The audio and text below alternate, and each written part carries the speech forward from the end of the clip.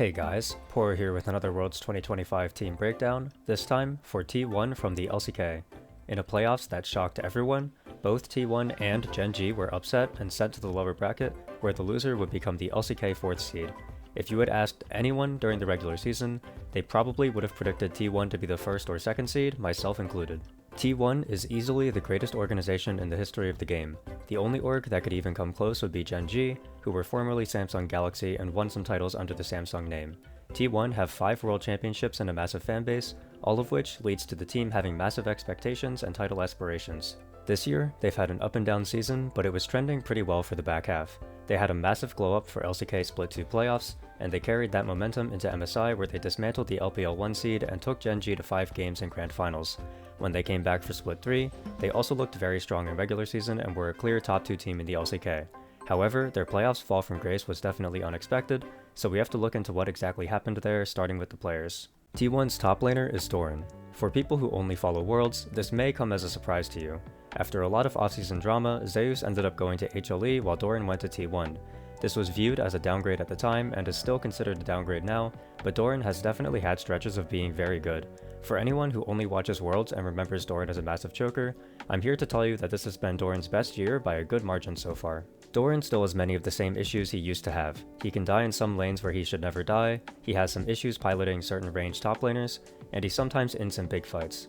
That said, one aspect of his game that he's never had before this year is that he can sometimes take over games on carry champions and 1v9. He's had standout performances on Jax, Aatrox, Ambessa, Gwen, Camille, and many other picks. Unfortunately, recently in Split 3 playoffs, we've seen the return of Doran inting. In all 4 series T1 played in playoffs, Doran has had at least one absolute stinker of a game where he made numerous mistakes and made the game hard to play for his team.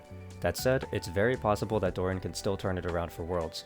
His form in Split 2 playoffs was impeccable, and if he can get back that form, then T1 can be Worlds contenders for sure. I would personally say that in these Split 3 playoffs, almost all of T1's players have played much worse than they did at MSI or in regular season. I say almost because the exception to this has been Owner. He's the one player on the team who is consistently in peak form, and he's carried multiple games that T1 probably should have lost. He was an especially great standout in their second series against DK, where he was easily the best player in the match by a significant margin.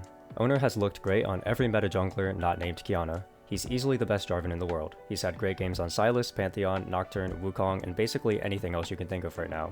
I would say in playoffs at least, Owner has definitely been T1's best player, although you could make an argument for Keria at points as well. With Owner in the form he's been showing, he's definitely ready to make a Worlds 3-peat. It's just up to the rest of the team to keep up with him. Faker is still the mid laner for T1, and he also just signed another 4-year contract as well. There's a very real chance Faker keeps playing until he's like 35, which would be absolutely insane. As the uncontested greatest player of all time, it's hard to think that T1 could ever have a bad showing at Worlds with him.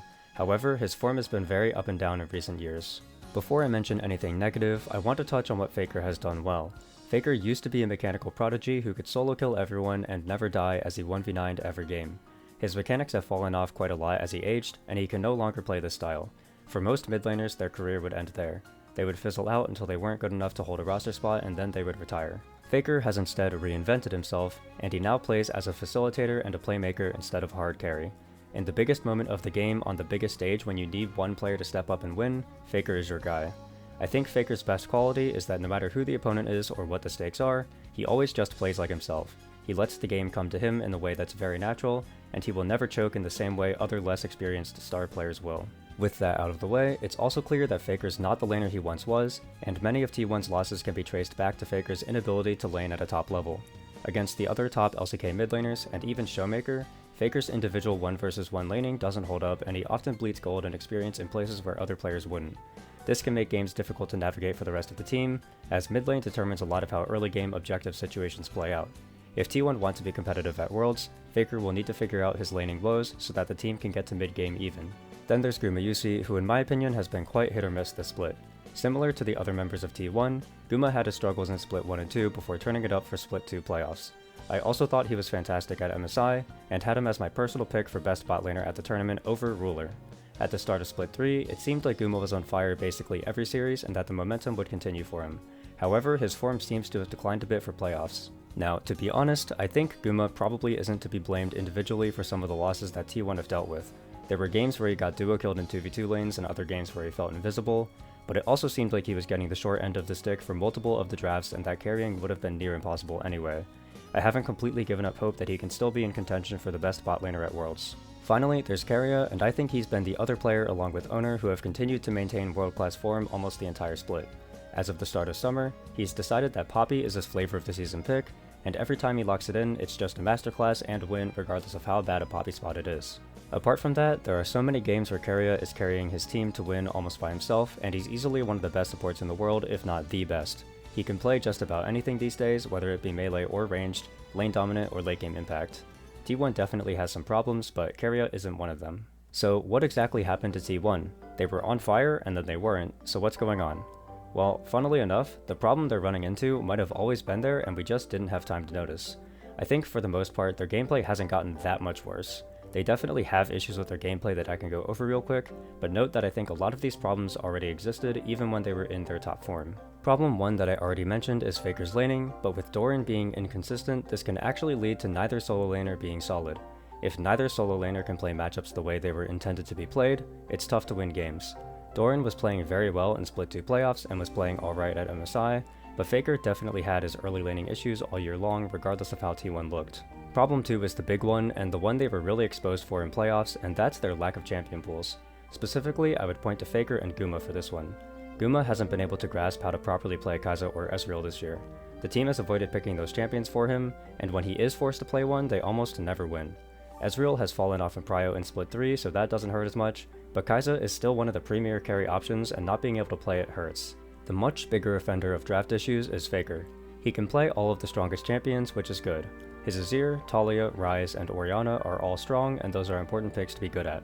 But once you burn through those champions, the pool gets pinched very quickly. He can't play Aurora, he can't play any of the AD mids like Tristana, Yone, or Corki, his Twisted Fate has looked anywhere from decent to useless, and his Cassio and Sylas have looked shaky as well. The other champions he can play, like Galio or Akali, are situational at best, which leaves him with very little options once those main champions are gone. He's had these issues all year though, which begs the question of why we haven't seen this have a bigger impact. I went back and checked, and it turns out T1's game 4s and 5s have been really rough in the drafting department. T1 managed to close out their Split 2 playoffs matches quickly so it didn't matter, but the rest of their game 4s and 5s are awkward at best. They beat CFO in game 4 and 5, but CFO might be the worst game 5 team in the entire tournament with how limited their champion pools and playstyles are, and T1 should have been expected to dominate that series anyway.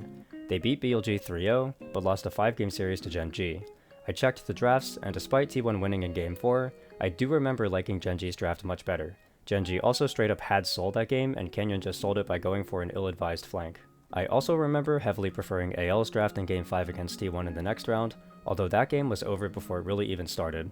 The Olaf pick seems so 1v9 if they can just get to mid-game, but the entire game ended at Rift Herald before Olaf got online. Then they obviously got steamrolled in games 4 and 5 in Grand Finals against Gen G. Conclusion, T1's drafts really fall off hard if they go late into series. I never noticed before because they either won in 3 games or it was a best of 3 format, and T1 definitely looks crazy good when that's the case, but it really felt like they got exposed in Split 3 playoffs for this issue. DK's 5-game banger against T1 happened because DK focused all of their energy into making sure Keria couldn't get his champions, and the rest of T1 didn't have the depth to cover for him. Gen G absolutely also rolled T1 into a blunt in game 5 of the 4th place match a couple days ago, even though T1 actually looked like the better team in games 1 through 3. Basically, what I'm saying is that I think T1 can actually still be the same team they were before, just they're finding themselves in more tricky situations in best of 5s, and it's definitely showing. I think T1 can still be a top team and can still compete for the world's title. Owner is playing like the best jungler in the world, Keria is arguably the best support in the world, and T1 is one of the best of 3 teams out there. Their lack of champions seemed to really hurt them, and it's reminded me almost of the MSI 2024 T1, where they underperformed because teams started targeting their drafts. Now, if you're a T1 fan, I have the cope for you. If T1 can just get through the play-in against the LPL 4th seed, Swiss is all best of 1 and best of 3, so T1 will easily get through that. Once they reach the knockout stage, Gen G and KT will randomly choke for no reason, as well as top esports if they even get there, and BLG can't seem to ever beat T1 anyway, so T1 will easily cruise their way to finals as they ramp up and beat everyone.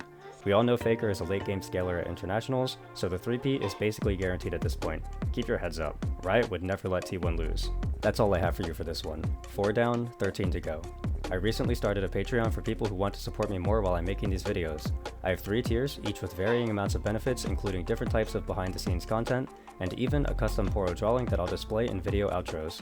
If that interests you, check out the Patreon link in the description. I'll see you all for the next one. Bye!